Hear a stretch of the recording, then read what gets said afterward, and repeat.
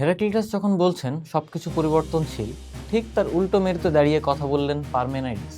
তিনি ছিলেন দক্ষিণ ইতালির এলিয়াটিক স্কুলের প্রতিষ্ঠাতা।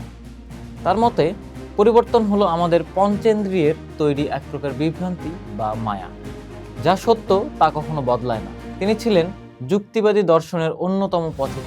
পারমেনাইডিস তার অন নেচার নামক কবিতায় যুক্তি দিলেন, যা আছে তা আছে, আর যা নেই তা কখনো হতে পারে। তিনি বললেন, পরিবর্তন মানেই হলো কোনো কিছু এক অবস্থা থেকে অন্য অবস্থায় যাওয়া, অর্থাৎ যা ছিল না তা হওয়া, অথবা যা আছে তা শেষ হওয়া। কিন্তু যুক্তি বলে শূন্য থেকে কিছু আসা অসম্ভব। তাই তিনি দাবি করলেন, জগৎ আসলে এক অখণ্ড, অবিভাজ্য এবং অপরিবর্তনীয় সত্তা। তিনি মনে করতেন শূন্যস্থান বলে কিছু নেই, তাই চলাচলও অসম্ভব।